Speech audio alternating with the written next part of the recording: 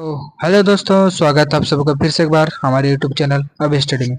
तो दोस्तों, जैसे कि हम लोगों ने पिछले वीडियो में एक्सरसाइज 2.2 का जो है एक नंबर ख़त्म कर लिया था। तो आज हम लोग दूसरा नंबर जो है स्टार्ट करने वाले हैं। दूसरा नंबर में क्या है, क्वेश्चन पढ़ने पर ही पता चलेगा। क्वेश्चन क्या है देखिए, एक द्विघात बहुपद यानी ax² ज्ञात कीजिए जिसके शून्यंकों के योग, जैसे मैंने बताया था, शून्यंकों के योग अल्फा प्लस बीटा बराबर माइनस बी बट्टा होता है तथा गुणनफल क्रम से दी गई संख्या, यानी ये पहला वाला शून्यंकों का योग है और दूसरा वाला क्या है, गुणनफल यानी क्रमशः तथा गुणनफल है। यानी शून्य पहला वाला तो शून्यंकों का योग है और दूसरा वाला शून्यंकों का गुणनफल।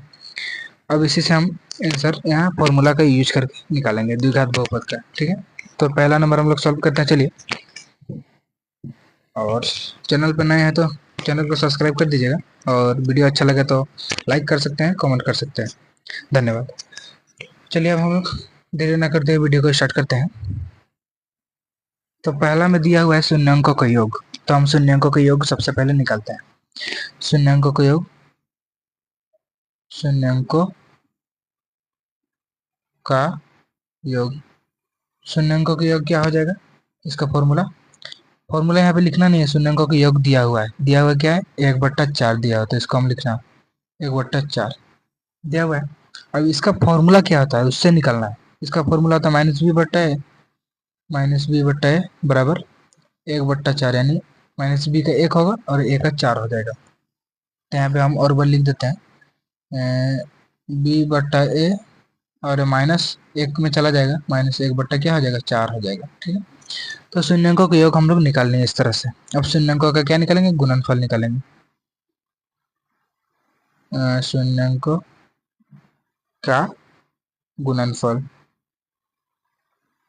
शून्यंकों गुणनफल क्या हो जाएगा, क्या दिया हुआ है, अब देखिए यहाँ दिया हुआ -1, तो यहाँ पे लिखेंगे हम लोग -1। यहाँ भी गुणनफल का फॉर्मूला क्या हो जाता है, c/1 बराबर क्या हो जाएगा, -1/1, कुछ नहीं है नीचे 1। तो देखिए यहाँ पे ऊपर में देखिए कि a का मान जो है यहाँ पे 4 आया हुआ है और यहाँ a का मान 1 आया है। तो क्या ये सही लग रहा है जी? बिल्कुल नहीं, ये गलत हो जाएगा। तो आप लोगों को यहाँ पे अपने से क्या करना होगा, यहाँ पे 4 है, a का मान 4 है, तो यहाँ भी a का मान में 4 के साथ गुना कर देना होगा। यदि आप यहाँ 4 का गुना किए, 4 के साथ गुना किए, तो ऊपर में भी आपको 4 के साथ क्या करना होगा, गुना करना होगा। गुना कर देते हैं, चलिए। तो क्या निकल के आएगा, 4 एक 4 बट्टा 4 एक 4, यानी -4 निकल के आएगा। ठीक है, सी का मान -4 आया, ए का मान 4 और बी का मान -1। तो हम इसको एक बार लिख देते हैं जिससे हमें समझने में, फॉर्मूला में बैठाने में क्या हो, आसानी हो। तो ए का मान कितना आया, 4 आया, ए बराबर 4, बी बराबर कितना आया, बी का देखिए -1 आया है, -1, और सी बराबर क्या आया, -4 आया। अब यहाँ पे असली खेल स्टार्ट होगा। कहा था क्वेश्चन में द्विघात बहुपद ज्ञात कीजिए बोला था, तो हम द्विघात बहुपद का यूज करना है। अतः द्विघात बहुपद से, द्विघात बहुपद से, द्विघात बहुपद, तो इसका फॉर्मूला आप लोगों को मालूम होगा। मालूम है तो कमेंट नीचे कमेंट कर सकते हैं, और याद नहीं है तो देखिए, यहाँ पे फॉर्मूला आ जाता है ax² + bx + c। अब हम लोग यहाँ जो माने हैं इसको यहाँ पे बैठाएंगे और आंसर हम लोग लाएंगे। a का मान कितना था, 4 है, तो 4x² प्लस b का मान क्या है, देखिए b का मान -1 है, -x यहाँ उसको ब्रैकेट में करना है, ठीक, प्लस c का मान कितना, -4, माइनस है इसलिए इसको भी ब्रैकेट। अब यहाँ करना है 4x² प्लस माइनस क्या हो जाएगा, माइनस, एक तो लिखा नहीं जाता इसलिए माइनस लिख देंगे, फिर प्लस माइनस क्या हो जाएगा, माइनस, फिर क्या हो जाएगा, प्लस, यानी 4। तो इसका आंसर आ गया 4x² - x - 4। ये रहा आंसर, यानी पहला नंबर हम लोग सॉल्व कर लिए। तो चलिए अब हम लोग देर ना करते हैं दूसरा नंबर को जो है स्टार्ट कर लेते हैं। तो ये रहा दूसरा नंबर क्वेश्चन।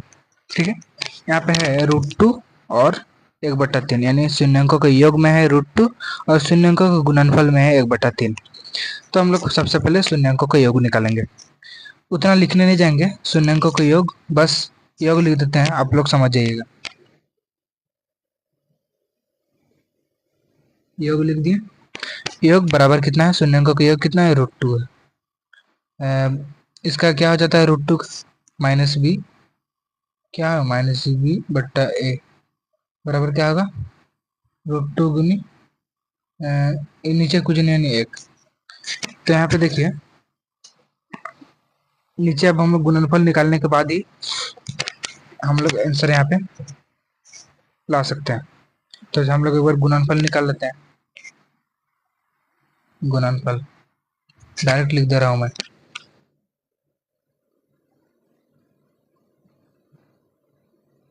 गुणनफल कितना है, 1/3। अब यहाँ पे हम लोग उसी तरह जिस तरह करते थे पहले, गुणनफल में क्या होता है, c/a होता है, c/a बराबर 1/3। तो देखिए यहाँ पे एक चीज आप लोगों को गौर करना होगा कि a का मान जो है 3 आया, और मैंने पिछले वीडियो में बताया था कि a का मान दोनों जगह बराबर होना चाहिए। 3 यहाँ पे है तो हमें ऊपर में भी 3 करना होगा। तो a में एक के साथ 3 के साथ गुना कर दिए। यदि नीचे हम गुना करते हैं तो हमें ऊपर में भी 3 के साथ ही गुना करना होगा। तो यहाँ पे क्या निकल के आएगा,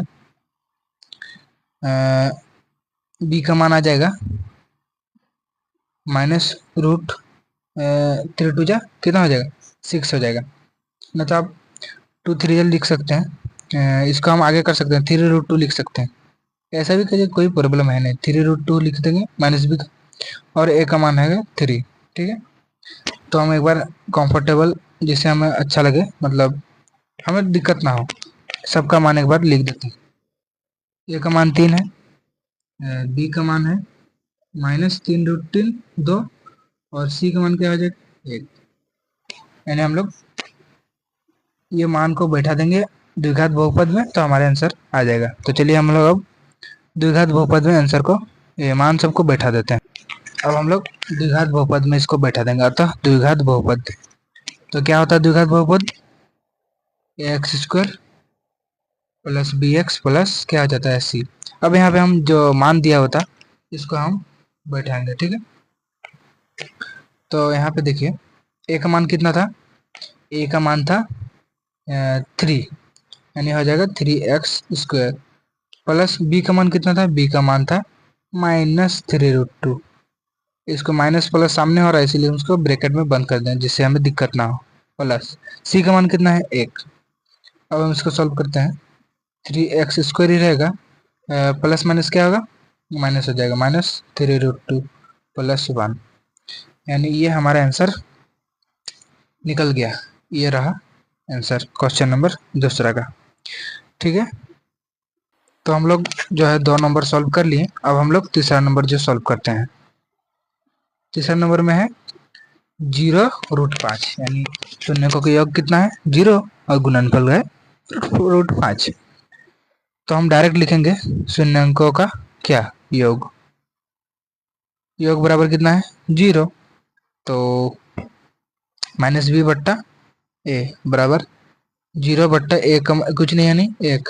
ठीक है, अब हम गुणनफल देखते हैं, शून्यकों का क्या गुणनफल, गुणनफल बराबर कितना है √5। इसका फॉर्मूला हो जाता है c/a यानी √5/1। अब देखिए यहाँ पे कि मैंने बताया था कि a का मान यहाँ पे यदि 1 है तो ऊपर में भी 1 होना चाहिए। तो देखिए 1 है, तो अब हम a और b और c का मान लिख देते हैं। उसके बाद द्विघात बहुपद में इन सबों का मान बैठा देंगे। a का मान कितना हुआ 1, b का मान कितना हुआ 0 और c का मान हुआ √5। अब अतः द्विघात बहुपद करके फॉर्मूला में बैठा देंगे। अतः द्विघात बहुपद, द्विघात बहुपद क्या होता है, इसका फॉर्मूला हो जाता है x² plus bx plus c। अब इसमें जो है हम इन मानों को बैठा देंगे तो आंसर हम लोग का आ सकता है। a का मान कितना है 1 है, तो x² प्लस b का मान है 0x, इसको ब्रैकेट में दें, प्लस c का मान है √5। यहाँ पे क्या हो जाएगा, एक्स स्क्वायर, एक तो हम लोग नहीं लिखिएगा तो फिर भी चलेगा, x square plus x, zero का कोई वैल्यू है नहीं इसलिए एक्स, और कितना बचा यहाँ पे √5। तो जीरो के साथ यहाँ पे देखिए, जीरो के साथ कुछ भी को गुना कीजिएगा, किसी चीज़ को भी गुना कीजिएगा तो जीरो ही होता है, इसलिए हम एक्स स्क्वायर प्लस जीरो को किसी के साथ गुना कीजिएगा तो क्या हो जाएगा, जीरो हो जाएगा, इसलिए यहाँ पे कुछ नहीं होगा, बस इधर जो बचा √5, यानी ये हम लोगों का क्या हो जाएगा, आंसर हो जाएगा। तो दोस्तों आज जो है हम लोग क्वेश्चन नंबर दूसरा का जो 3 को जो क्वेश्चन है सॉल्व कर लिए हैं। तो हम लोग अगले वीडियो में 3 को क्वेश्चन जो बाकी रह गया उन सबको हम सॉल्व करेंगे। तो आज की क्लास यहीं पे ख़त्म करते हैं, मिलते हैं नेक्स्ट वीडियो पे, तब तक के लिए बाय बाय, थैंक यू।